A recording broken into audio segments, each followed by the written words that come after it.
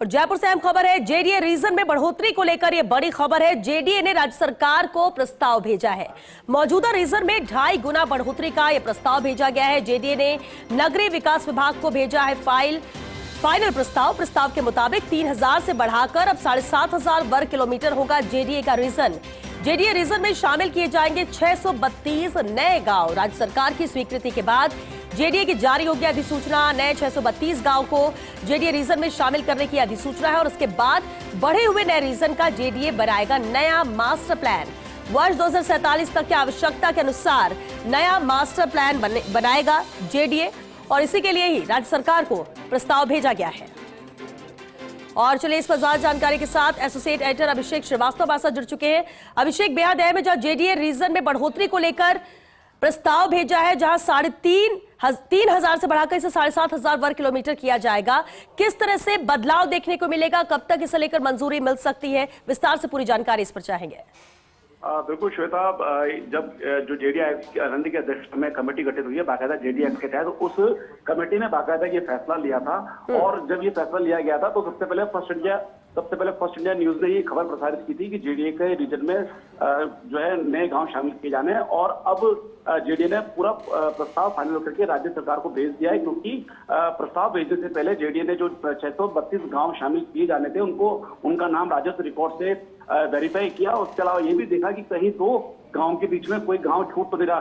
तो ये सारा वेरिफिकेशन करने के बाद फाइनल प्रस्ताव नगरीय विकास विभाग को भिजवा दिया है। विभाग की स्वीकृति मिलने के बाद इसकी अधिसूचना जारी होगी और अधिसूचना जारी होने के साथ ही ये जो नए 632 गांव है वो जेडीए रीजन में शामिल हो जाएंगे। और जो एरिया है जो आज करीब 3000 वर्ग किलोमीटर है वो बढ़कर 7500 वर्ग किलोमीटर हो जाएगा। मतलब 2.5 गुना की बढ़ोतरी हो जाएगी। और श्वेता, ये जो पूरा जेडीए रीजन का जो 2.5 गुना विस्तार करने का जो फैसला किया गया है उसको लेकर जो कमेटी थी उसने जयपुर शहर के चारों तरफ 100 किलोमीटर उसके बाहर के परिधि क्षेत्र का अध्ययन किया।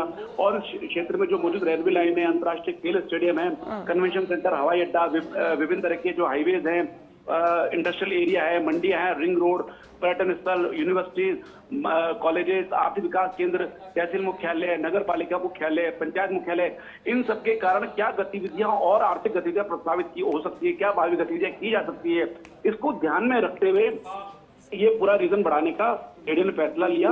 और ये 13 तहसीलों के 632 गांव हैं जो कि जेडीए रीजन में शामिल किए जाएंगे। और अगर सड़क वाइज करें कि किस सड़क पर कितना एरिया बढ़ेगा, तो टोंक रोड पर टाकसू के मास्टर प्लान की सीमा तक जेडीए रीजन बढ़ेगा।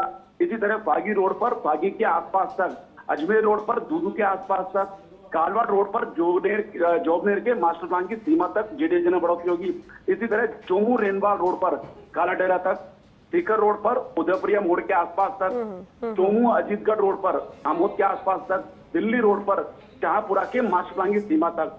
आगरा रोड की बात करें तो आगरा रोड पर जेडीए रीजन का विस्तार वहां तक होगा जहां तक जयपुर जिले की सीमा है। तो इस तरह से जो है इसका प्लान बनाया गया है, किस तरह से इसका बढ़ोतरी होगी। और ये करते हुए फाइनल प्रस्ताव भेजा गया। और इसमें बड़ी बात श्वेता ये होगी, जब ये गांव इसमें शामिल हो जाएंगे तो इन गांवों का सुनिश्चित विकास हो सकेगा, क्योंकि वहां पर सेक्टर रोड जो सेक्टर प्लान बनेगा, पहले जोनल प्लान बनेंगे, जोनल प्लान के तहत सेक्टर प्लान बनाए जाएंगे जिसमें सड़कें आइडेंटिफाई हो जाएगी, सड़कों का नेटवर्क और भविष्य की आबादी के हिसाब से किस तरह की फैसिलिटी वहां होनी चाहिए, किस तरह का बड़ा वहां पे खेल स्टेडियम होना चाहिए, बड़ा अस्पताल होना चाहिए। तो उसके लिए बाकायदा लैंड आइडेंटिफाई हो जाएगी। तो एक तरह से कह सकते हैं कि पूरे 7500 वर्ग किलोमीटर का एक सुनियोजित विकास होगा।